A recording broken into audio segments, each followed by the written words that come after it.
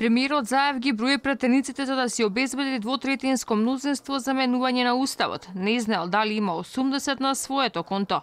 Покрај Бесана Касами, која не отстапува од својот ултиматум околу државјанството, дополнителна главоболка за Заев се 8 претеници за кои индиректно потврди дека тие се кучница за гласањето на уставни измени како бранители на идентитетот. Беса е принципелно поставена во ова прашање, како што се и 8 претеници од ВМРО, ДПМН и коалицијата принципелно поставени и се, еве да ги кажам така, први, не единствени, но први заштитници на идентитетот македонски. Вкупната бројка на вистина ќе се знае на самиот акт на гласање. Еве вчера на утврдување на дневниот ред беа 78, 77, 76 и слично. Ќе видиме на првиот амандман. Секако јас сум македонец. Стојам тука на ова линија. Коалицијата предводена од Социјалдемократскиот сојуз на Македонија.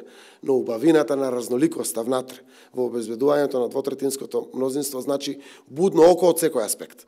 Дел од групата на 8 теми на претеници кои ја дадоа и визата за почнување на овој процес, за Алфа откриваа дека нема да прифатат никакво менување на државјанството, односно менување на формулацијата македонско, кој се црта граѓани на Северна Македонија.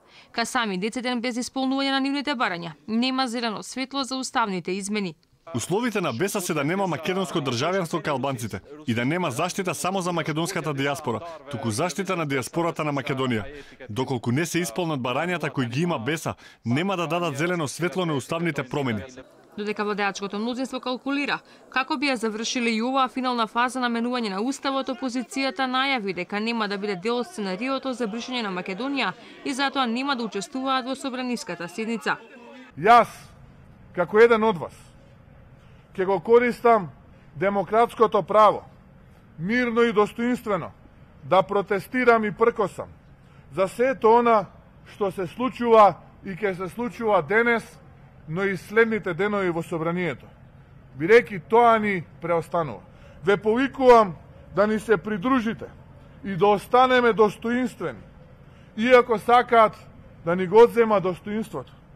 Да останеме честити.